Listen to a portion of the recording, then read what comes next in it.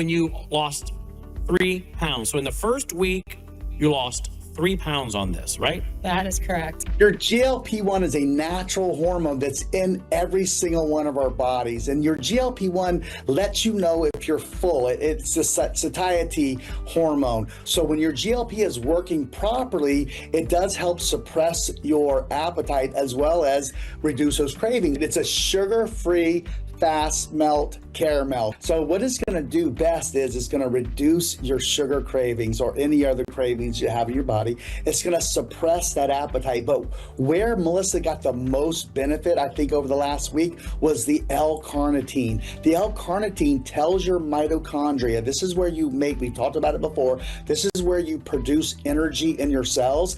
It actually tells those mitochondria to burn fat for fuel. We're noticing other people losing up to 7 pounds in the first week. 4 pounds has been about the average. As you lose weight and as you take these Bella Melts, it's going to help lower that blood sugar in your body as well. All the information is there. MelissaHouseBG.com, MelissaHouseBG.com. Just now introducing for the first time Bella Melt with GLP-1 Fast Action.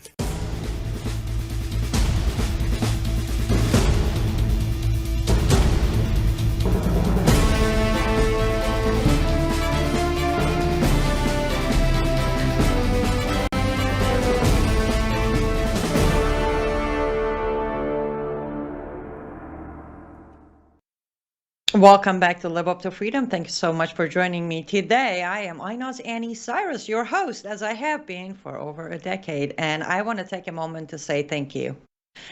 I have received so many messages from you, words of encouragement, prayers for me and my people in Iran, lots of understanding. I appreciate you. You all know it wouldn't happen if it wasn't for your support in all shapes and forms. And we are live, as you know, on WorldViewTube.com, WorldViewTube X and YouTube, also WorldViewTube app. And if you don't have the app installed, I strongly recommend you do install it. It is for free, available on your app store, and it will send you notifications so you never miss the important truth we are exposing every day right here on WorldViewTube. Also, we're live on X America News on X, and we're live on all my platforms: Rumble, YouTube, X, Facebook, and Substack.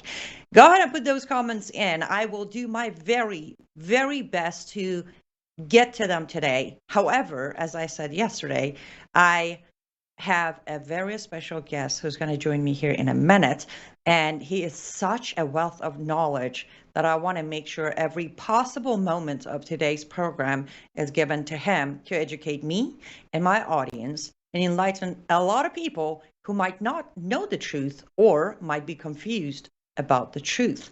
So, but do put your comments in, especially if you have a question for him. Please put them on all cap so I can see them quickly, and we'll try to get some of your questions in for him at the end of the show on the fourth segment.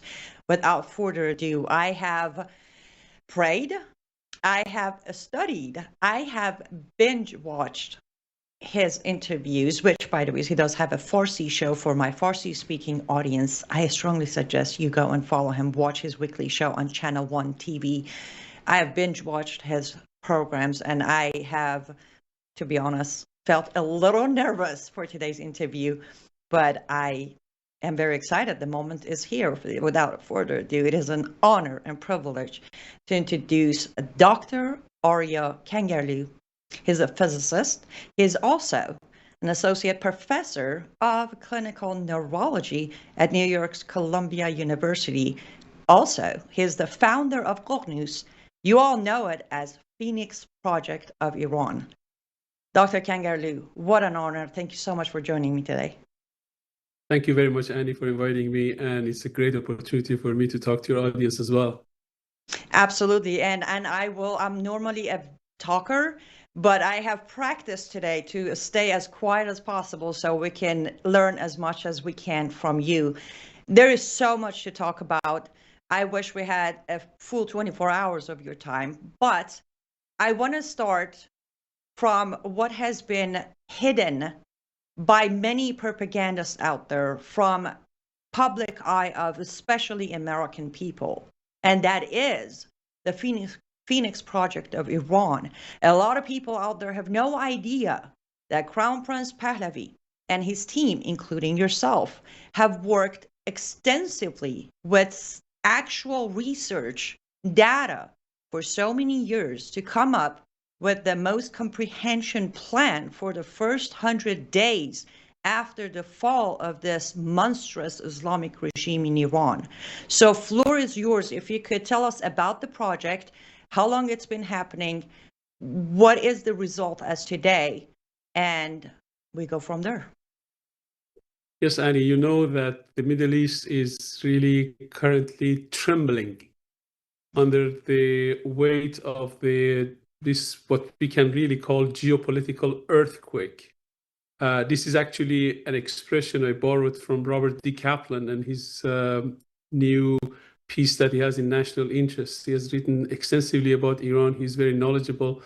And he knows very well, as he points out in this article, that for nearly 50 years, the Islamic Republic in Iran has acted as the region's really primary empire and disruptor. And they have been fueling proxy wars with Levant region, the Syria and Iraq, all the way to the Persian Gulf.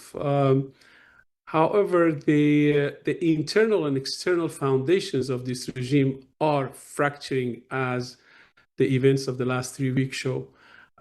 For 47 years, Iranians have been fighting against this regime every step of the way. Every few years, every decade, we have large-scale demonstrations, and the regime puts them down viciously and mercilessly and cruelly. Iran, in the last 47 years, has lost hundreds of thousands of their youngsters, either in the war or executions by this regime. And one of the reasons why this regime still is in position of power is because, according to the opposition group, the Iranian opposition, didn't have a leader. I think in the demonstrations last week, in the last 2 weeks, Iranians on the streets of Tehran and other cities showed that there is only one leader, one indisputable leader for opposition, and that is Crown Prince Reza Pahlavi. He's been tirelessly, since he was 17 when he first came to this country for training as a fighter pilot. He's been fighting for Iran. He's been leading. He's been struggling. He's been forming coalitions. And one of the formations that he made was Qoghnus, or the Phoenix Project of Iran, in which we gathered around a large group of Iranian scientists from different walks of life with different specialties. And we started writing programs and preparing plans for Iran after the downfall of the Islamic Republic. This project started 5.5, 6 years ago, and it's been ongoing. And then later on, Crown Prince started another project, more politically oriented rather than scientific and expert community. And in this one, he has gathered together a bunch of very young people, a new generation of Iranians, and they've been really helping him to get the message out, the message of leadership and the message that the Iranian opposition has an indisputable leader, and that is the Crown Prince Reza Pahlavi.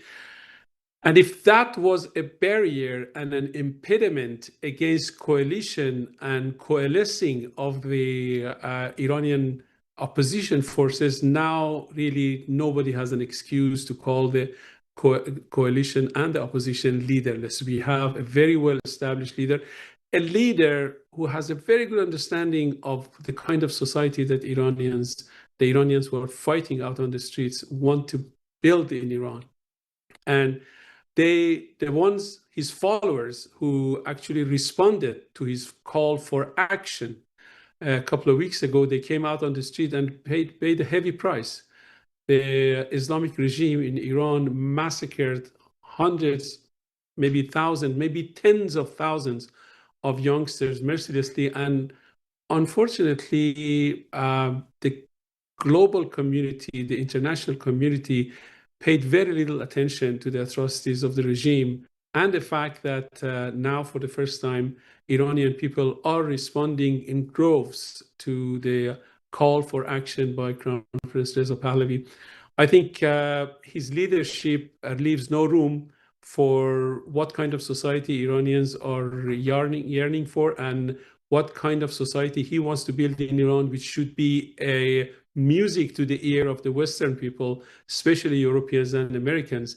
And something that really perplexes me is the lack of enthusiasm from the Western community for his leadership, for his established leadership. Of course, I'm sure that you've heard that today the European Parliament took a vote on inviting him for addressing the European Parliament, and that proposal was turned down by a margin of, I think, 2-1 or 3-1 votes by the European Parliament members, which is extremely surprising given the sensitivity, given the gravity, given the veracity and the dimensions of the atrocity that the Islamic Republic is committing in Iran.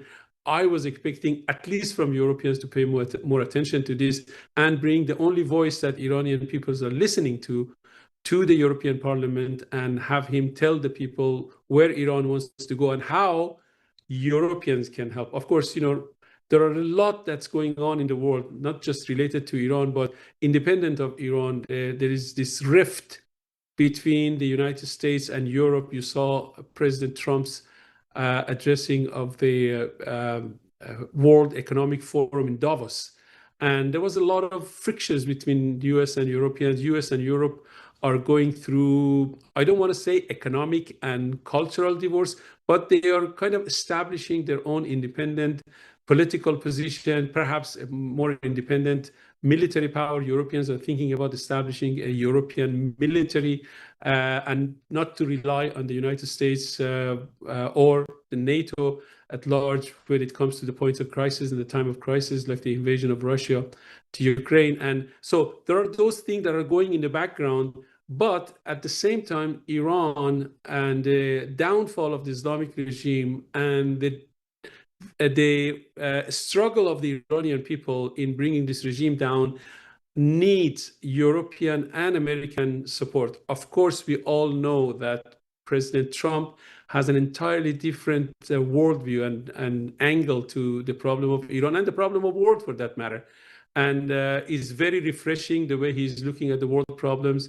He truly, in the last 12 months that he's been in office, he has really put America first. He is pursuing a very aggressive policy of protecting the interests of the United States, not just the interests of the global community at large, or even the Western community, but first the interests of the United States. And he views the interests of the United States, once fulfilled, would automatically fulfill and protect the interests of the Western world and the free world at large, which I happen to share that point of view. But while these big global issues are happening in the background, then we have the Iran problem. And the Islamic Republic has taken advantage of this huge crisis, global crisis that's going on, the conflict between the United States and China.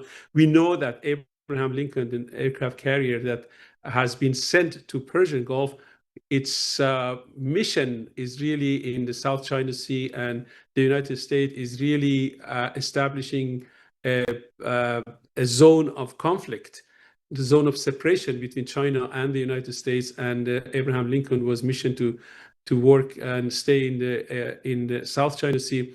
But the situation in Persian Gulf and the plan that nobody knows really what's going on in President Trump's head, but the plans he has for the Islamic regime has called for assembling and amassing a large number of hardware from the US Navy and the US Air Force. We know that 3 squadrons of F-15s have been sent to the region, and Abraham Lincoln is aiming to Persian Gulf. And we'll see what happens in the next week or so when Abraham Lincoln and all this hardware arrives in the region. But a lot is happening. America has plans for cleaning up the house. By the house, I mean the Middle East. The Middle East is a region of 400 million people with a very good purchasing power, which makes a lucrative market for American products. You know that, Europeans, all the major trade partners of the United States, including Europe, China, Mexico and Canada have really been treating the United States unfairly when it comes to tariffs and impediments against the introduction of American products to their markets, while the US consumer market is wide open to them. And this is really the point of gripe by the President Trump, and the reason why he's applying so much tariff to these countries, to really level the competition ground between America and its major trade partners. In the middle of all of this, the United States has to really pay attention to the problem of Iran, because Iranian people have been struggling for more than 4 decades. And now all this struggle is coming to fruition. The crescendo of Iranian demonstrators and the intensity and frequency of these demonstrations are happening so often and so vast, and that, in the last 3 weeks, according to the reports, of course, the Islamic regime has completely disconnected Iran from the global internet, from the international internet, and has really covered Iran into a digital darkness. But nevertheless, all the little amount of information that's coming out of Iran, there are about 100,000 Iranians who have Starlink, and the information sent out from those few Starlink connections are pointing to crime against humanity. They're pointing to genocide against Iranian people, that once the true dimension of this crime has been revealed to the international community, I think they cannot do anything but paying attention to it and giving their utmost attention. European Union has just taken a few steps.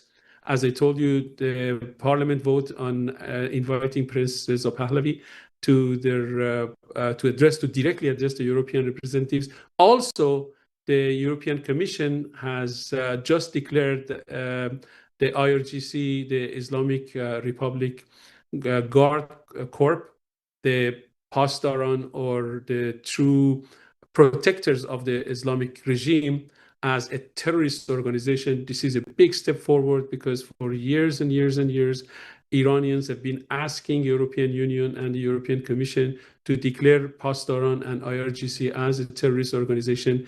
And eventually it took a massacre of magnanimous dimension that happened in the last 3 weeks in the streets of Iran for Europeans to eventually step up to the plate and declare Pasdaran and IRGC as a terrorist organization. And I've heard that there are efforts in expelling the ambassadors of the Islamic Republic from the European capitals, and calling all the European ambassadors from Tehran back to Europe. So all of these steps are telling us that a lot is happening, and a lot must happen.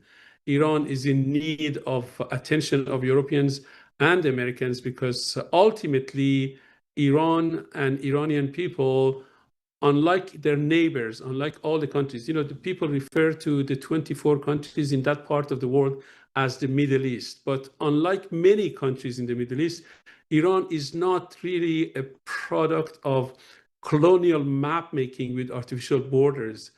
Iran is an Indo-European civilization with a history spanning millennia, more than 3,000 years. This cultural depth manifests today in a population of over 90 million people, one of the largest and more educationally advanced in the Muslim world. And this country, Iran, has a lot to offer to the United States and to Europe and to the world at large. I'm going to stop here to let you continue with your line of questioning, but I will follow up in telling you what really constitutes the power of Iranian human capital and other resources that Iran can present to the world. So we are not just asking Europeans and Americans to help Iran to rid itself of this tyrannical regime in Tehran, but also we have something to contribute to the betterment and to the improvement of the economy and security of the Western world, that in particular the United States and Europe, once we receive that help and form a free Iran. Well, I appreciate it. I thank you. You set the ground for so many questions. I do want to talk about some of the things you mentioned, and I also want to say, thankfully, our audience, especially here on my platforms and Worldview YouTube, they're very well informed when it comes to Iran, the Iranian people, the culture, the benefits, the natural resources, and why sometimes it feels like a free Iran could be fairly dangerous to the elite, to the globalists, which I know you also have a lot about to say about globalists. But let me ask you this first. So I agree with you. I'm very shocked as to why many are not backing Crown Prince Pahlavi today, especially after 25 days of seeing him in action. We have played his videos right here on my show on Brown House Live, where he is not just asking people, he's actually leading. He has a day-by-day plan. Every night he's releasing a video with the next step or the step back or 2 steps forward. It is pretty, I would say, disappointing. But then when I talk about my vote, that goes, I have announced it over and over that he has my vote of any form, monarch or republic, he has my vote. I get this question of, you don't know him. You just read, the research from other people. You listen to his videos. I know you do. Dr. Kangarlu, I know you have sat across Crown Prince Pahlavi, not once for a dinner, but rather for actual productive planning, research, ideas. Would it be okay for you to tell my audience about Crown Prince Pahlavi as a person, and a patriot that we Iranians know that he is, and a lot of Western media are trying to paint him just as a son of a dictator? Tell my audience about the true patriotism and personality of Crown Reza Pahlavi. Well, he has an extremely pleasant personality. I've spent hours and hours and hours of time with him during the time that we were brainstorming for the formation of Qoghnus, the Phoenix Project of Iran, bringing a large group of Iranian scientists from around the world to pay attention and propose projects for Iran post-Islamic Republic. I had this idea of forming this community of scientists. We divided the organization, the Phoenix Project of Iran, into 14 different divisions, each division dealing with particular specialty. We were really working like a government cabinet. We had people in charge of international relations and somebody who acted like the Secretary of State or the Foreign Minister. We had Department of Education, Department of Agriculture, Science and Technology, and so on and so forth. It just so happened that, during this process, I had these long conversations with Crown Prince about a variety of issues, from very fancy issues on the physics of the origin of universe, all the way to philosophy, to agriculture, to water purification, to environment, to education, to international relations, to coexistence in a very hot area like coexistence. And I found him profoundly informed about every issue, even in the issues that, nobody has expertise in every issue. Even in the issues that, he might not have expertise, he would ask relevant questions. He would ask profoundly important questions. And it was quite obvious that, during the entire time, all these hours and hours, hundreds of hours of time that I spent with him, and some of those conversations are extremely boring in nature. Einstein says the greatest achievement of mankind is to develop the ability of sitting in one place for long hours and doing boring things. So this is if this is one of the highest achievements of the world, during those boring conversations, I had his full attention. Most of our experts, all of our experts had his full attention. And that tells me that this man is, not everybody has attention for everything. But there are those people who think their position in history and in time and space requires their attention, requires learning about a wide variety of subjects. And that's how he came across when we had a conference in Georgetown in February of 2018, when we announced the formation of Qoghnus. And during the entire time, he was sitting in the front row. And for hours and hours and hours of presentation by various experts, we had his full attention. He asked a question about every subject that was presented. These were like really scientific conferences.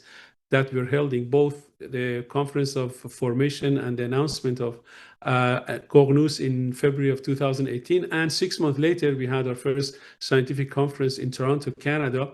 And there also, the Crown Prince, along with his wife, Queen and Yasemin, they attended the entire conference, and they sat and patiently listened to every single scientific presentation, which tells me both about his passion for the formation of Iran, and he knew that. I mean, you know that your attention, our attention, human attention, is really our biggest asset. It doesn't matter how much money you have. It doesn't matter how beautiful and healthy and strong we are. Our attention really constitutes it really carves up, it forms our future and the quality of life we have.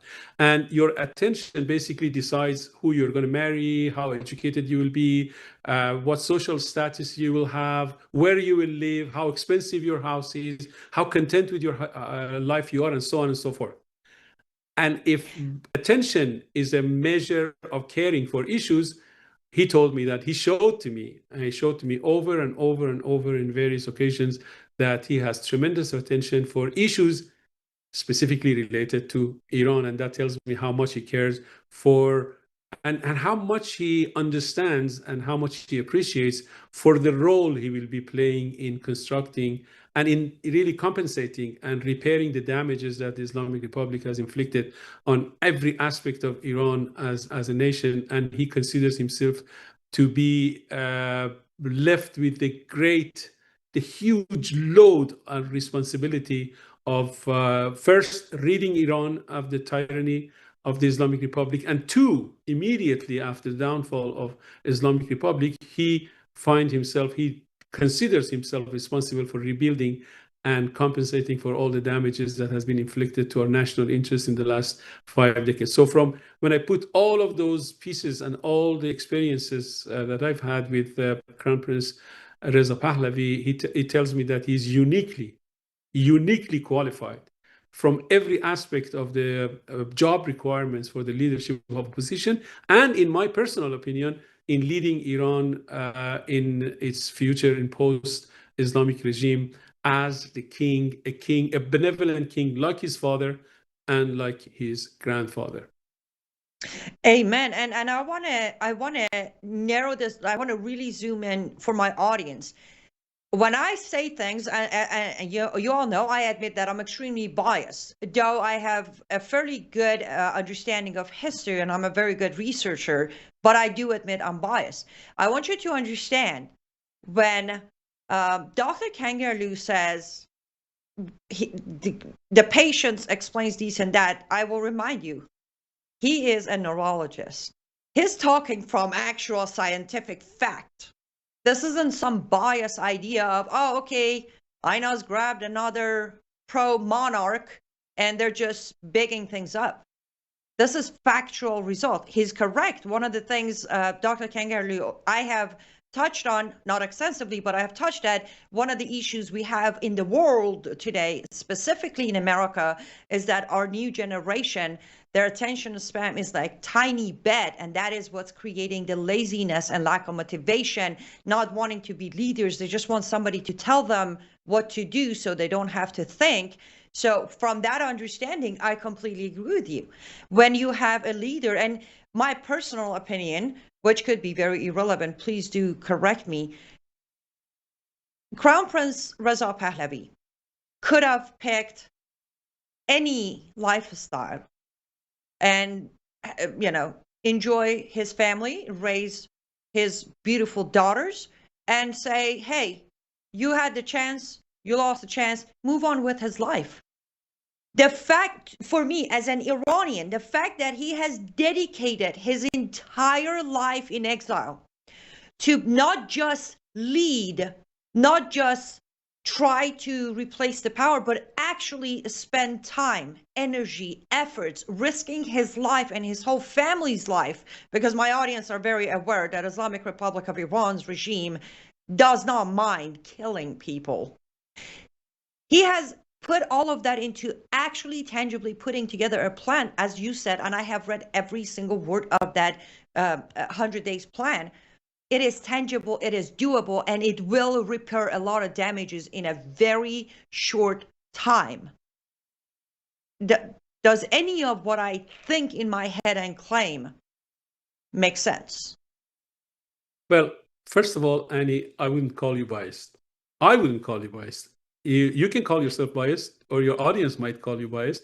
But I think everything that you've said so far, in my opinion, is not only true, is the only way that we can save Iran right now. There are no leaders. Don't even come close. Other leaders among the opposition, the leaders of other groups in Iranian opposition, they don't even come close to Crown Prince Reza Pahlavi in many regards. First of all, in terms of popularity, no one. I mean, you've heard that, when people call your name while knowing that calling your name could be responded by a bullet in their head, that is a true measure of popularity. I mean, we have popularity. There are people, you can say Leonardo DiCaprio is popular, but no one expressing popularity for Leonardo DiCaprio will get killed. I wonder how popular he would be if expressing interest in him you have to pay the price by your life.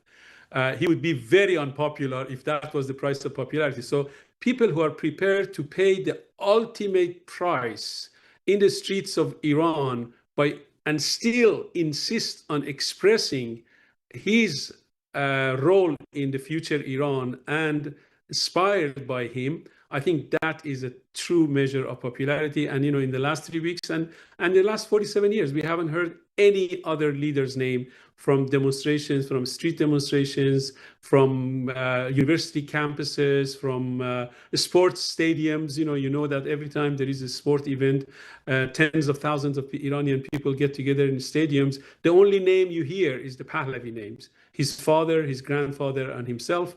And that's what Iranians have decided to do. They remember, of course, almost 70% of Iranians living today, they never experienced life under Pahlavis, but they've seen news and the footages from the Iran's life under Pahlavi, the power of Iran under Pahlavi. In the last 15 years of Mohammad Reza Shah, the last king of Pahlavi dynasty, Iran was experiencing double-digit economic growth. Iran in the last 15 years, basically between 1960 and 1979, Iran was today's China, was today's South Korea. We were on our way to be the Germany of the Middle East, and perhaps within a few years, becoming one of the members of the top 10 economies in the world.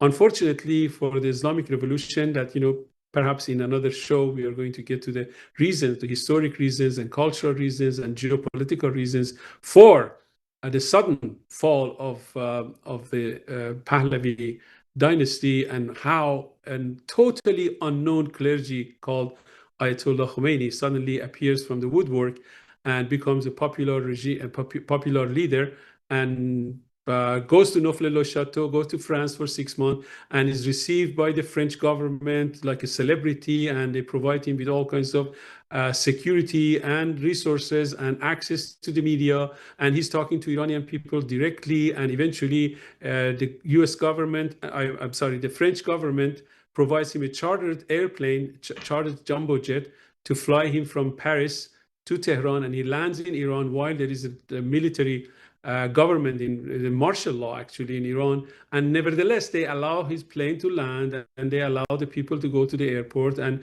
they allow him to basically continue his subversive activity in Iran. Very different from the way that the Islamic Republic is treating its opponents. Islamic Republic not only doesn't allow the political leaders to land in Tehran and go and have political rallies, it actually assassinates them in the American and the European capitals, as it has done in the last 47 years. 365 political figures, Iranian political figures, have been assassinated in Europe and the United States by the Islamic regime. So it was, in spite of the bad publicity that the global left has given to the Pahlavis as tyrants and dictators, that's how they treated the most prominent political opposition. They allowed him to fly a chartered plane, land in Mehrabad airport, and people, hundreds of thousands of his supporters, go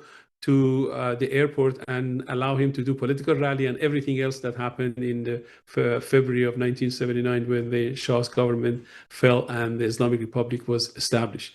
Now, this regime has learned a lesson, not to be lenient to their opponents. And that's actually an understatement. Not only that they have not been lenient, they have massacred their oppositions. Hundreds, thousands, tens of thousands of their political opponents have been arrested, assassinated, and executed in Iran, raped in various mass movements like the Women Life Freedom movement that happened in 2009. I mean, the numbers are different. The Iranian government hides all the victims of their suppressions of the political rallies, but the numbers run anywhere from 1,000 to 5,000 people who were killed during that uprising. And there's been multiple uprisings, basically one every 2-3 years. And every time the people's peaceful protests have been confronted and have been put down mercilessly and cruelly by the security forces of the Islamic regime. And now we have arrived in the last 3 weeks at a point that the world cannot deny that Iran is in crisis. The moment of decision, the big decision that the Europeans and the Americans have been kicking this can down the road and have been, talking from both sides of their mouth when it comes to the critical issue of Iran. I think those moments are gone, and we are at a critical juncture that they have to make a decision. We saw what happened in Davos. We saw what happened in the European Parliament today and yesterday, and something that Europeans must have done 10 years ago, 15 years ago, perhaps 2 decades ago. Now they feel compelled that they have to make these, for them, tough decisions. They were very reluctant to make the decision of declaring the IRGC as a terrorist organization. They tried every trick, every excuse not to call them. Of course, the United States had declared them as a terrorist organization during the first Trump administration, and Biden chose not to reverse that decision. And the US has been much more decisive and much more aggressive when it comes to confronting the terrorist activities of IRGC around the world. But Europeans have been very compromising and very appeasing when it comes to deal with the Islamic Republic. During the JCPOA negotiations, the so-called nuclear negotiations, Europeans were taking a very compromising line. The agreement that resulted after 2 years of long and tedious negotiations between the Islamic Republic and the representatives of the so-called P5+1, the 5 permanent members of the Security Council, plus Germany. Eventually, that agreement was called JCPOA, and it was signed by the United States and the 3 European countries and China and Russia. And it gave the Islamic regime a 10-year period during which they will stop all their nuclear activity, after which, at the end of that 10-year period, which happened to be the last October 18 of 2025, they were allowed to basically resume all their weapon making, pursuit of nuclear enrichment, building long-range missiles, and propping up all the terrorist proxies around the Europe and the Middle East, and put the region basically to fire. That was the content of agreement, that the so-called JCPOA, or the nuclear agreement. And President Trump, in his first term in 2018, as soon as he came to office, he withdrew the United States from that agreement. And by withdrawing from that agreement and activating and applying all the sanctions, all the primary sanctions and the secondary sanctions against the Islamic Republic, basically rendered JCPOA useless. And from 2018 until 12 months ago, when he was inaugurated for his second term, President Trump has been a force in depriving and denying the Islamic regime from all the economic and financial fallouts of the signing of that nuclear agreement, and has really put a lot of pressure, what he calls the maximum pressure policy, on the Islamic regime. And that is one of the reasons why the Islamic regime has not been able to do whatever he wants to do, in spite of all the basically disturbing activities that they've done, all the disrupting activities that they've done in basically every capital of the countries in the Middle East, in Lebanon, in Gaza, in Damascus, in Baghdad, and in Yemen. In basically these 5 capitals in the Middle East have been completely in control of the Islamic Republic, and their proxies have rendered the national government of those countries completely paralyzed. And the Middle East, as I told you, a region with 400 million population, a very rich region that could really constitute an economic market comparable to Europe and even in the United States, has been paralyzed, and all its potential has not been materialized because of one single reason, and that's the presence of Islamic Republic in power in Tehran. So the consequences of downfall of the Islamic Republic are far, far reaching. It goes well beyond Iran's border. It's not just liberating Iranian people, but it's actually bringing the Middle East, the entire Middle East, back into the fold of the Western economy. Right now, the Western economy is suffering from the ripple effects of the economic divorce between the Western world and China. You know, what we call globalization, something that happened in the last 2 decades of the last century, between 1980 and 2005 to 2010, we, meaning Europeans and Americans, we decided that allowing all our manufacturing to migrate to China and let consumer products be manufactured cheaper in China is to the best interest of our economies. This was a very poor judgment, but nevertheless, for a while, it contributed to the economic prosperity in Europe and in the United States. And a lot of people refer to globalization as a very successful practice, as a successful project. But then the chickens came back to roost when the Chinese established themselves as the second most powerful economy in the world. They started building their military, and they started challenging the United States and Europe. Then Americans and Europeans decided to part their way from the Chinese. And now we are almost in the middle. We are in the second decade of that economic divorce, and it has its own consequences. One of the consequences is invasion of Russia to Ukraine. One of the consequences is the atrocities of the Islamic Republic going uncontested by Europeans, and the appeasement efforts of Europeans, and kicking off this can of dealing with the Islamic Republic down the road all the time, and by that helping this crisis to be aggravated, and in the meantime, the Islamic Republic become more powerful and more aggressive and more tyrannical. And you know, if you know you have to deal with an enemy, it's best to deal with the enemy the quickest possible, especially an enemy that is getting stronger by the day. The longer you wait, the bigger problem you have to eventually deal with. Europeans and Americans know that they eventually have to put this regime down. They have to help Iranian people to rid themselves of this regime. So if they came to the rescue 20 years ago, the price would have been much less. The dimensions of massacre and the oppression and atrocities that the regime is doing in the process of a national revolution, something that's happening right now, would have been much less costly. And as we attend to other probably significant global problems and put the Iran issue on the back burner, the problem grows. So you don't want your back burner problem become much more dangerous than your front burner problem. And that usually is a sign of misappropriation and misjudgment.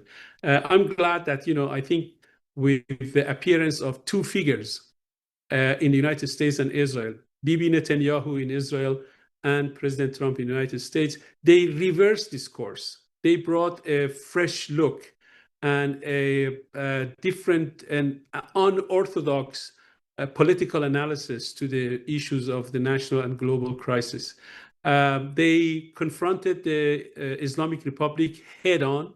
The 12-day war back in June of 2025, during which Israel assassinated something like 40 of the top generals of the Islamic Republic.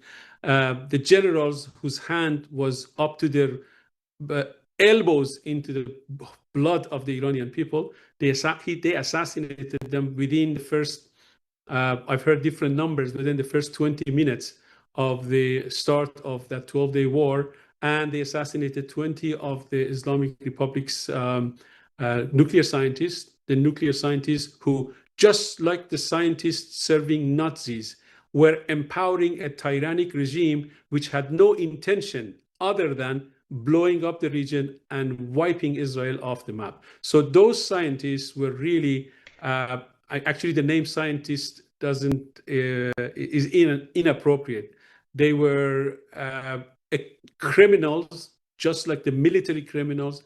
Scientists also serving the tyrants can empower them and can commit atrocities beyond the capability of the tyrants when they are not as powerful as the scientists and the military people and political mercenaries are serving them. The way that we see the Iranian diplomats around the world, specifically Mr. Arakchi, their foreign minister, is whitewashing all the atrocities. So these two characters, President Trump and Bibi Netanyahu, they have been dealing, first of all, they have a very good understanding of where the Islamic Republic is coming from and what their true intention is. And more importantly, how a free Iran can serve their interest, the Islamic Republic has created an existential threat for the state of Israel. And this is not a claim, this is not a political analysis,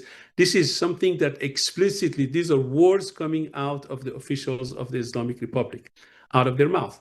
And their intention, and they have no qualm about hiding this intention.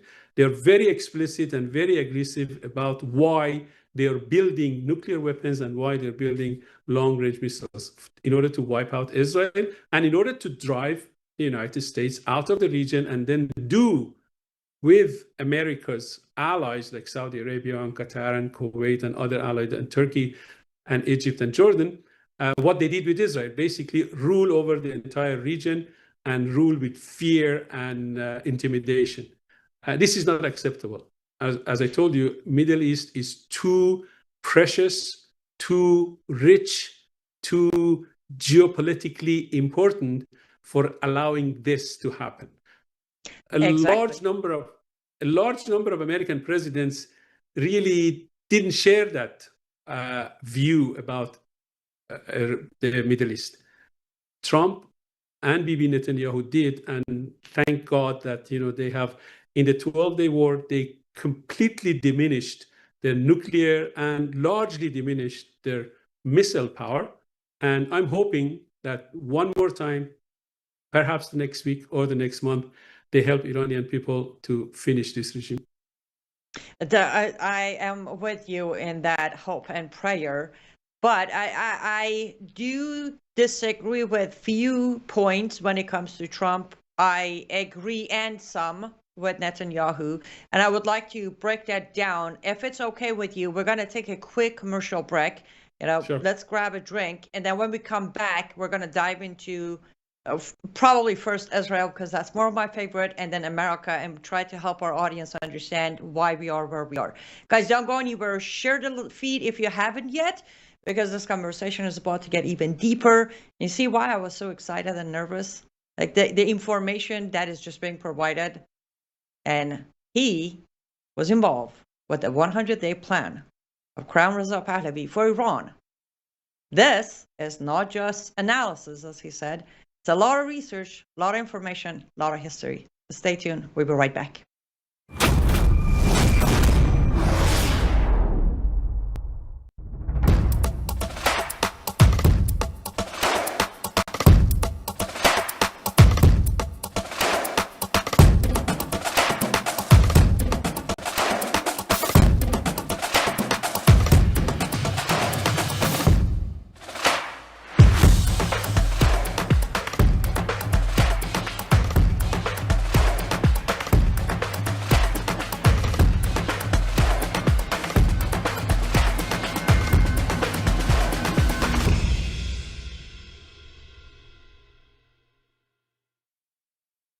You're watching Worldview 2, built on the 35 years of Worldview books, documentaries, research, high-profile interviews, and the radio and television broadcasts of Brannon House. Hello, I'm Brannon House. Would you like to gain access to over 20 years of my radio shows, TV shows, my books? I've written 15 books, and most of those books are ebooks now, and we have conference DVDs, conferences where we filmed our conferences at the Ozarks, literally starting 20 years ago. It's all available in our archived vault. All you have to do is go to worldviewtube.com/vault, worldviewtube.com/vault, and for a reasonable monthly fee, you gain access to over 20 years of Christian worldview programming, news, information, books, documentaries, and a powerful search engine. And folks, it's a great way not only to educate yourself, equip yourself, but it's a big way that you can help fund our continuation as a broadcast network. Please check it out. worldviewtube.com/vault, worldviewtube.com/vault, and help us continue pushing out a Christian worldview. Welcome back to Live Up to Freedom. Thank you so much for staying with us until now. We greatly appreciate your attention to this matter. Yes, I went there. And when you sign up for Vault, you get information that you don't find anywhere else. Example, today, you don't find this information anywhere else, right? There are many left or right Americans who are analyzing what's happening in Iran. Many are analyzing what the Middle East means. But when you have a guest like mine, Dr. Kangarlu, you hear the reality of life experience, years of understanding and research. So why don't we do this? Let's go ahead and bring Dr. Kangarlu back on so we can do a little bit of deeper dive into, if you don't mind, Dr. Kangarlu, I like to start with Israel first. The reason, I'm, in my personal opinion, as an Iranian, as an American, as a huge supporter of Israel, the people of Israel, the land of Israel, not necessarily agree with the government all the time, which is normal human behavior. I feel like in last 12 months, Israel has helped the Iranian people far more than anyone else.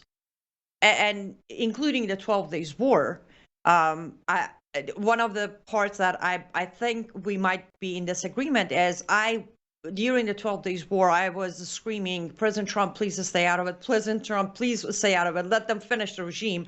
But then unfortunately, after the B-2s dropped, we reached a ceasefire with the mullahs, which we both know it's never a good thing. You don't make a deal with the devil, especially Khamenei type of devil. But another huge part that surprises me is Crown Prince Reza Pahlavi has said publicly that after the Islamic regime, under his leadership, even as a transitional government, he will make history again, just like on March of 1950, his father recognized the state of Israel as the first country in the region. Crown Prince Pahlavi is going to recognize the state of Israel immediately. Why is that not a full weight of support for Europe and America to say that on its own is going to solve half of our problem, because there is no more funder of Hamas, Houthis, Hezbollah, or any of them? It puzzles me. Maybe you can help me understand why that hasn't been the point. The short answer is global left. But I need to really unpack this claim that the global left is one of the biggest problems that the Western world is dealing with. Basically, when we talk about the left, the word left is really a political term, is not a geometric term. If you look at the history of Europe, history of the modern world in the last 200 years, Europe, United States, and the rest of the free world, when Industrial Revolution happened and people learned, mostly Europeans, learned how to generate wealth from other tools other than earth. For tens of thousands of years, the only source of wealth generation was the earth, basically during the agricultural era. There was no other way of creating wealth. I mean, there were jewelers and industrialists and so on and so forth, but nothing in the scale of post-industrial revolution and humans' ability to generate wealth. And this happened primarily in Europe for about 100 years until it started spreading to the rest of the world. And while generating wealth is a very good thing, but then accumulation of wealth and distribution of wealth became problematic. Societies became unstable and social crises started propping up in the countries where they had massive amount of wealth. You know, the reason why Marxism, Karl Marx and Engels came to pass, and the reason why they came up with their idea of Marxism directly dealt with the issue of distribution of wealth. So creation of wealth became one issue, which was solved with industrial problem, and as more and more discoveries in the realm of engineering and inventions was made, the human capability for generation of wealth went through the roof. And the more wealth generation tools and technologies we developed, the wealthiest some individuals became, and the more concentrated wealth in the hands of a few have become, and that constituted a social problem. A vast majority of people, not necessarily very poor people, but this skewed distribution of wealth started really causing problems. All the revolutions, you know, the French Revolution, the Russian Revolution, and all the socialist revolutions that ensued, the rise of capitalism in Europe, in China, in Vietnam, in Cuba, and even in Iran, was the result of the protest to this distribution of wealth. Europeans solved this problem by in a very educated and civilized manner by dividing their political arena into two groups of the left and the right.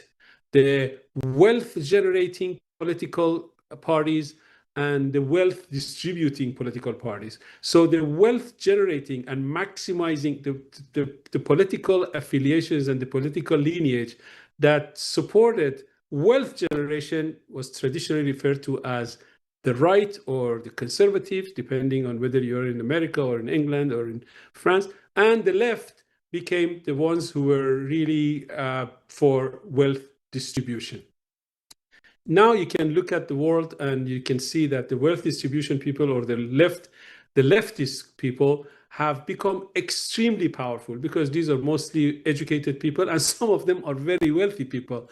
You know, some of the billionaires in Europe, like George Soros, and some of the, you know, during the 2016 election, the number of billionaires who supported Hillary Clinton were almost 90% of American billionaires supported Hillary, compared to very few, only a handful of billionaires supported Trump, which tells you that even billionaires have a very guilty conscience for this massive amount of wealth that they have amassed, and they feel like they have an obligation of helping a vast majority of people who have been disenfranchised and been deprived of this wealth to gain some part of this help, and that's what constitutes what motivates their efforts, their political activities, and the hand they lend to all these pro-left, pro-Palestine, and one of the reasons why the European left and American left is mostly in the Democratic Party, they have been reluctant in pursuing an aggressive policy vis-a-vis the Islamic Republic. Can I, just to clarify, I want to make sure I heard you correctly. You said the left in America is mostly on the Democrat Party. Yes. So yes. Is there a left group that is in the Republican Party? No. There is a so-called left wing of the Republican Party, but that is really a division of tasks rather than having a political significance. There are more moderate wings, and there are more conservative wing, and then the more leftist wing the more mild Socialist version Democrat. of the Republicans. This is a division within the Republican Party and has nothing to do with the distribution of wealth. The distribution of wealth is a big story that has, in my opinion, has completely paralyzed Europe and has turned Europe.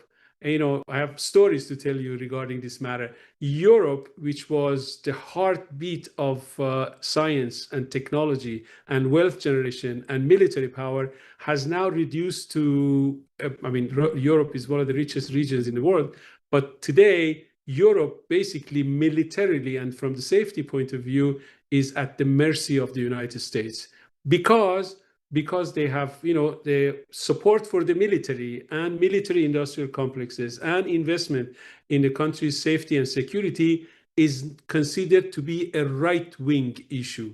And the left is usually for reduction of the defense budget, limiting the hands and the control of the military industrial complexes, and so on and so forth. And by doing that, they have not been able, the Democrats and the left in the United States have not been able to do the same thing in the United States as the left has done in Europe. But the left in Europe has completely hollowed out the manufacturing, especially military industrial manufacturing in Europe. And this is the reason that today the military of England, of Britain, is smaller than the military of Costa Rica. Oh, wow. And if it wasn't for the United States, Russia could basically roll their tanks over the entire Europe, and there was no force really preventing them. The United States, on the other hand, in the last 80 years after the formation of NATO, the US has invested 3 to 4% of its GDP in defense, and that's why we have the most powerful military in the world. Europeans, on the other hand, actually, this is really, you might be curious, and you might already know this fact, that according to the constitution of NATO, every member nation of NATO, they're required to dedicate 2%, at least 2% of their GDP to defense. And Europeans bringing numerous excuses. They have avoided doing that. And most Europeans have lowered their defense budget from anywhere to 1.5% to 1%, and some countries to even less than 1%. Until President Trump came along and told Europeans during the invasion by Russia of Ukraine that if you don't step up to the plate and fulfill the membership requirements of NATO, the United States is not going to support you, because for the last 7 years, you've been really receiving our assistance and our charity, and you've been relying on American military protection for Europe. Instead, you've been dedicating those 2, 3, 4% of the GDP that you had to apply to the defense budget. You've been using it for social programs, and you have created a very inefficient economy as a result of this very generous social programs that encourages lack of competition and lack of economic activity by the members. Some of the European countries, I think like Greece, you remember the Greece financial crisis of the 20 years ago. Greece at that time, the retirement age in Greece was 52 years, which basically meant that, you know, almost at the prime of your productivity, you were entitled to retire, and depending on the life expectancy, and the average life expectancy of European people are around 80 years. So vast majority of the people in Greece could live 30 years, could collect 30 years of retirement benefits, which was unsustainable. I mean, if it wasn't for the fact that Germany came to the rescue of Greece's economy, then Greece would have collapsed at the time. So these are really two different mentalities, two different worldview. The US has really been more realistic. The US has been put more emphasis on the significance of military. So military industrial complexes in this country are very well established, and they're part of the mainstream industry. You know, a lot of the technology that we are using today, Annie, was developed by technology. I'm talking about the non-military technology. If you take your cell phone, basically every app that you point to on your cell phone, the important ones, like email, was developed by DARPA, by research division of American Defense Department. The camera application on your cell phone was developed by the Air Force because of the time that all our U-2 spy planes were flying over Russia and taking pictures. That those pictures were saved in films on films, and this film, the plane had to fly back to a station to drop those films to be developed to know exactly what to have taken. So eventually they developed these electronic sensors that they could take the pictures and process them and see the pictures on site. So basically, all of this, the reason why most of the science and technology is happening in the United States, to some extent, is the significance we attach to the military industry and the amount of research and development that is happening in the US military. And this is something that Europeans didn't see the benefits. And that's why, as far as the defense research and defense manufacturing goes, Europe is decades behind the United States, and they have a lot of catching up to do. You could hear all of these facts in the speech that Friedrich Merz, German Chancellor, gave to the World Economic Forum in Davos today, and he said that the Europeans have realized that they are behind in military industry and military technology, and they are resolute in covering that gap, the gap that might take decades to cover. But Germany has been very aggressive, and some other countries, France and Britain, also have been very aggressive in trying to establish an independent military technology and military capability independent of the United States. And that's something that, in the future will have consequences in the world. It will have consequences in the relationship between US and Europe. And once Europeans are militarily secure enough to establish their own political position and declare their political independence from the United States, then the world will be fortunate enough to have two United States, United States of America and United States of Europe. And that will be best for everyone. It will be best for Europeans. It will be best for Americans, because Americans don't have to carry the burden of the security of Europe. They would be able to attend to they have bigger fish to fry in the South China Sea. That's what they're doing now. That's what they will be doing in the future. And at the time of crisis, in situations like Iran, where once the problem of Iran is solved, Iran can solve some of the problems for Europe and for the United States. Unfortunately, we don't have time for me to get into the details of how Iran can solve some of the major, not minor problems of the US and the Europe, but Iran can contribute to the well-being and the betterment of the economy and the security of Europe and the United States in significant manner. And the fact that, go ahead. No, continue.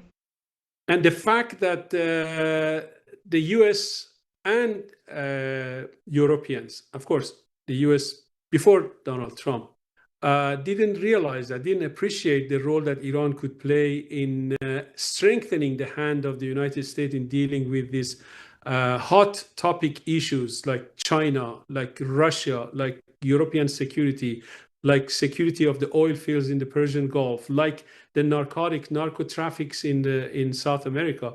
In all of these issues, Iran could play a huge role, and the fact that this fact has not been appreciated by Europeans and Americans, at least not in a way that reflects in their policies vis-a-vis the Islamic Republic, is really mind-boggling to me. And I'm hoping that, after the events of the last 3 weeks, there will be a fresh look at this problem, and we will see a drastic change of course in the US policy and their European policy towards the Islamic Republic. Yes, we can't give up hope. But before I go where I want to go, could I ask if you would give me the honor to come back next week, and we can talk about the details that we won't get to talk about today about Iran and its benefits? Absolutely. I'll be glad to, Annie. Thank you. I appreciate that.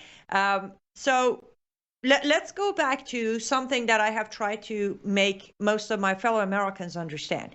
Step one right now is hopefully, for for United States of America and Israel militarily to take out the Islamic regime. That's definitely step one. But for me, step two is way more important than a step one. What do I mean by that?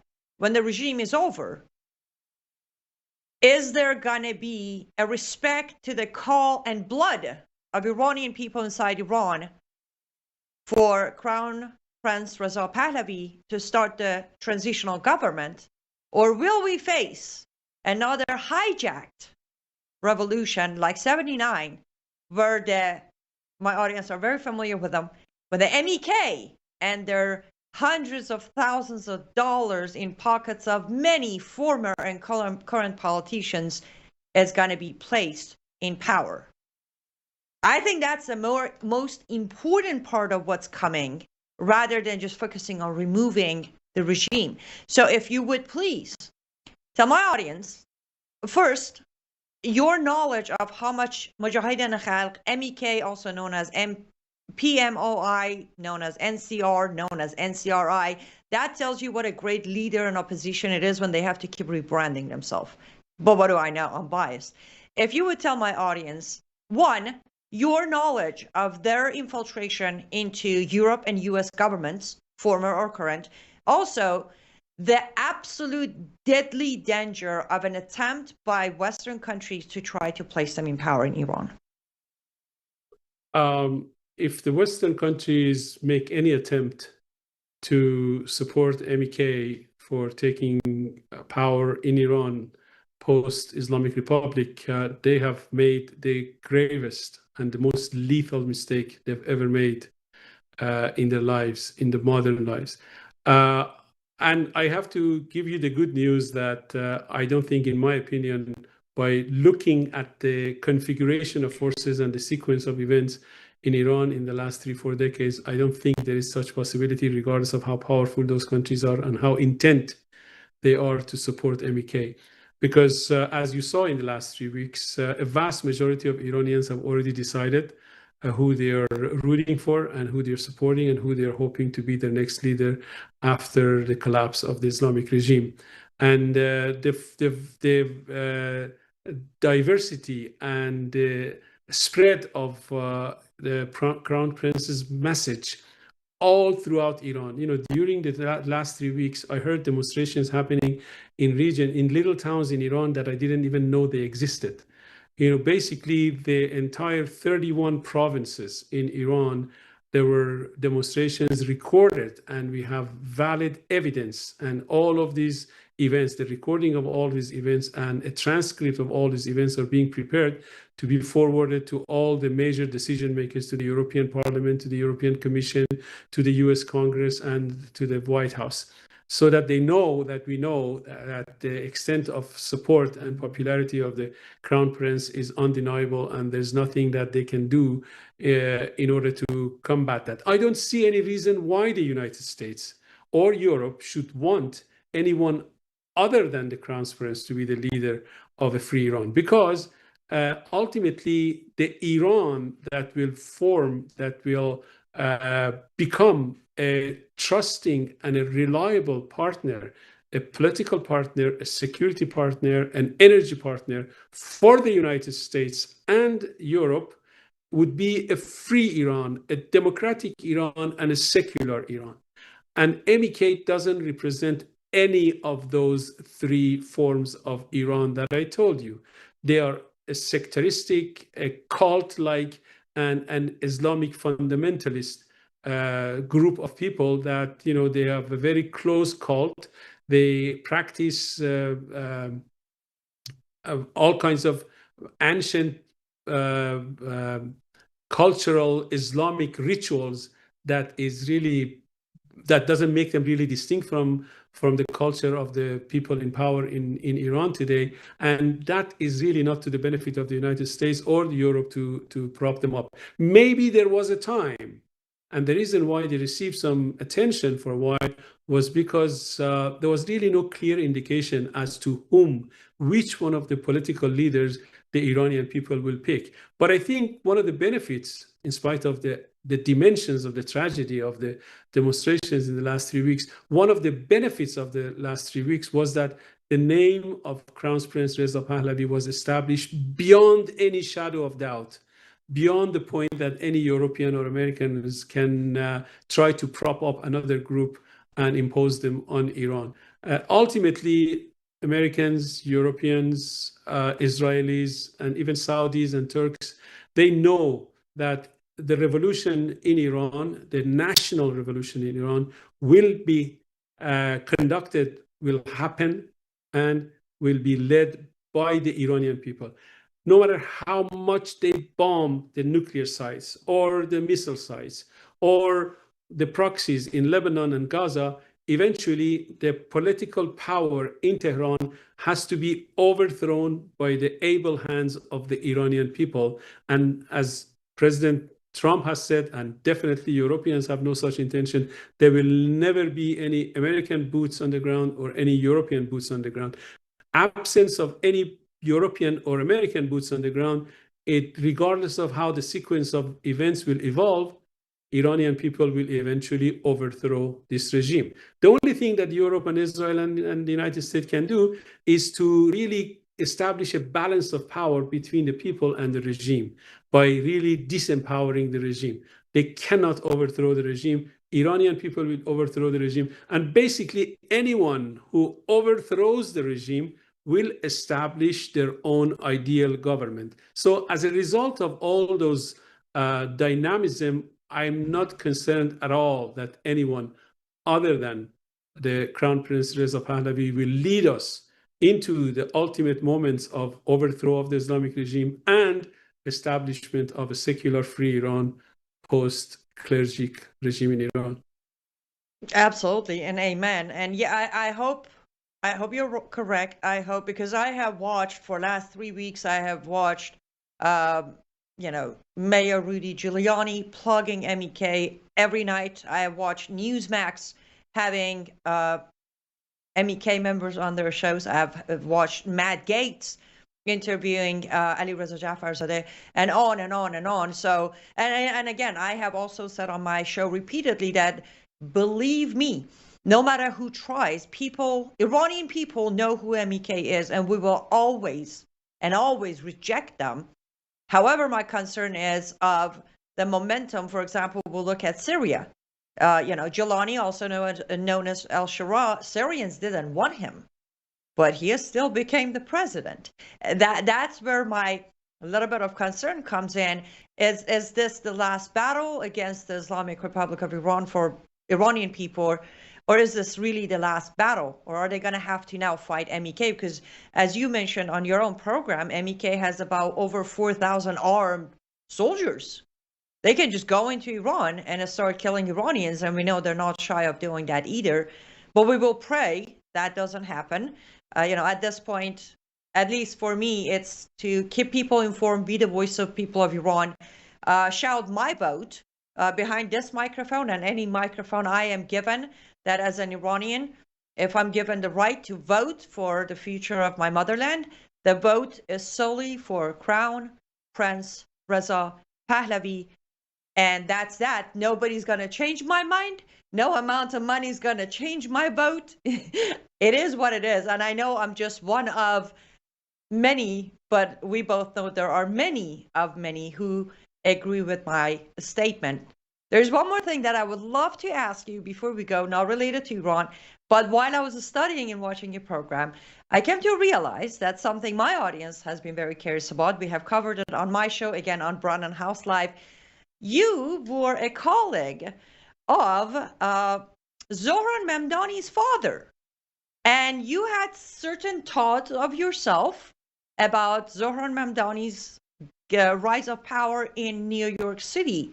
Do you mind if we close on that before? I appreciate you generously staying over, but I would like to hear your thoughts about Zohran Mamdani in New York City. Yeah, the rise of Zohran Mamdani in New York and eventually winning the mayoral contest and becoming New York City mayor is really the consequence of the events that we talked about, the wealth generation, the wealth distribution. And, the New York City is personification of life in opulence and I don't want to use the word discrimination, but wealth, skewed wealth distribution, to put the least. There are multiple billionaires who live in New York. New York has Wall Street, through which every day $7 trillion of wealth flows through one small district of Manhattan. And then there is a vast number of New Yorkers who live an ordinary life. The students, the teachers, the professors, the shop owners, the garbage collectors, the police force, and so on and so forth. They have a normal life, very much like the life of people in Omaha, Nebraska. But then right next door to them, there are these billionaires who live the life of opulence. Remember that I told you that back in Europe 200 years ago, after the Industrial Revolution, and our sudden increase our human ability to generate wealth, the first thing that came to visibility by a large number of people was this the so-called unfair distribution of wealth. That this issue usually has a social justice dimension to it and has a philosophical, moral aspect to it that has an appeal to a large number of people. And this is exactly what happened in New York and in the mayoral race. I don't know whether you're aware of the fact that 43% of the Jewish voters, the young Jewish voters in New York, voted for Zohran Mamdani. This is Yes. really... This is really, it came to me as a surprise, but and it tells you that the issue of social justice and the issue of economic justice is even more powerful than your attachment to your ethnicity and to your roots, which was true in the case of the young people, the young Jewish people who voted for Zohran Mamdani. I mean, Mamdani is riding over a very populist slogan of robbing the rich and distributing it to the poor in the Middle East, in the New York. This is appealing to people who have vengeance and jealousy and hostility towards the wealthy people. And I can tell you that jealousy and hostility toward the wealthy people is a very powerful force.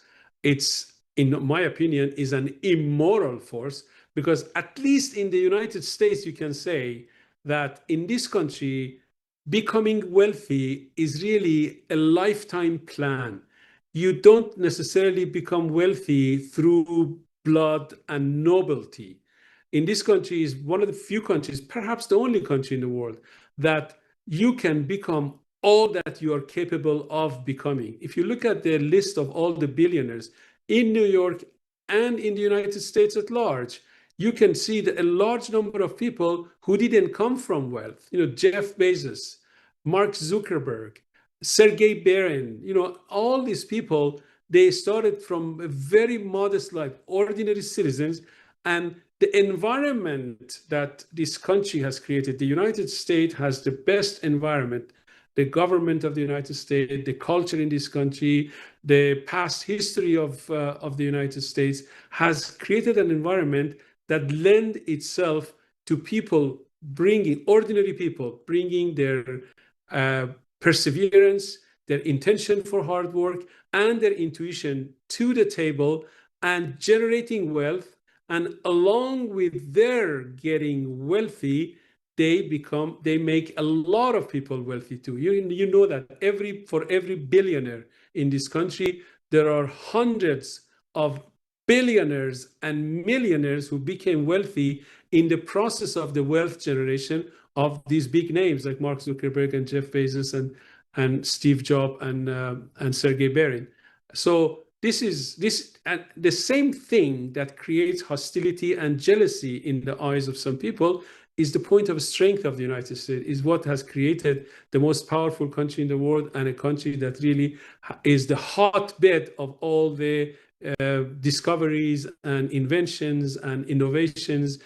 Silicon Valley, there is no second Silicon Valley in the world because of that same culture and the same history that I just described. But nevertheless, there are people who really indulge their sense of justice and appeal of social justice and hostility towards the rich and powerful, and issues and messages of people like Mamdani really appeals to them, and that was the source of his success in the New York mayoral race. But the problem with these people is that, I mean, Americans have a very insightful saying: "Be careful what you wish for, because you just might get it." He wished for getting the mayoral position of New York City, but what happened? He became a mayor. Now, the day after his inauguration, he has to serve as mayor. If he starts taxing the rich, if he starts distributing that wealth to the middle class and the lower middle class in New York, then something very simple will happen. The rich will take their money and move out of New York. In fact, during the mayoral campaign, $14 billion of wealth left New York to other states more hospitable to wealthy people and more accommodating to their activity and to their lifestyle. So as I told you, distribution of wealth and creation of wealth can be the two wings of two legitimate political parties and political tendencies. But if you don't have wealth generation and put emphasis only on distribution, you are going to end up distributing poverty rather than distributing wealth. And that will be a fact that I think Mr. Mamdani will quickly realize, and he will confront it. And that will have a sobering and moderating effect on his policies. And I don't think he would insist on delivering on those extreme promises that he made during his campaign. I hope so. And I hope comes midterm, we don't see more of Mamdani's like Omar Fateh to come to power, because one thing I know that I love the most about America is our freedoms. I don't like it when someone that belongs to any kind of cult comes to power, even as a mayor in New York City. And I like to stay with freedom thinker and freedom lovers as leaders of America until we get to have a free Iran, where then I can say I belong to two very free countries. But until then, one of the fascinating things I wanted to talk to you that we didn't get to do today was the aspect of brain and its processor through how we understand policy, politics, perception, and all of that. So hopefully we get to talk about that when you come back. Any last words of wisdom for today that you might like to leave my audience with? In spite of all the dooms and glooms that we talked about today, I think the future is bright, especially for America and especially for Iran. I think the moment of decision-making, the difficult decision-making has arrived for Iranian people. They already made that decision by declaring the Crown Prince Reza Pahlavi as the leader of opposition. And it seems to me from the events of the last 2-3 days in Europe and some of the decisions that the President Trump is making, some of the decisions that he's making and he's announcing it, and some of the decisions that he's making and he's not announcing it, it tells me that a lot of good things are happening for the three countries that we love: Iran, Israel, and the United States, and Europe for that matter. And the future is bright for all these four regions. Amen. I greatly appreciate. I know you are extremely productive and busy man. I can't show my gratitude through words that you gave your time to me, my program, my audience here at Worldview Tube. Javeed Shah, and please be safe until next week when we see you again right here on Live Up to Freedom. Thank you very much, Annie, for inviting me. Absolutely. And to my wonderful and lovely audience. I don't know about you, but wow. Let me know. I think that was fascinating. I really do feel privileged to have him on my program, and I look forward to booking him again to come back and give us more information. But let's pray and stay positive like he did. Let's pray for people of Iran. Let's pray for Crown Prince Reza Pahlavi as he fights his way to get the support he deserves. So do Iranian people, for him to be able to, free Iran. And as Dr. Kangarlu said, help with free Iran to help Europe, US, Canada, Israel, and many other countries. We went over today. Brannon House, as always, generously allowed me to go over on my normal time. I appreciate you guys staying here. I will be back tomorrow with another fellow Iranian discussing more of the issues. And you all stay safe. I do apologize for not getting to your comments. I do, but I glanced at some of them, and there were some good questions and good comments there. See you tomorrow. Until then, you just stay safe and stay in prayers. Bye, guys.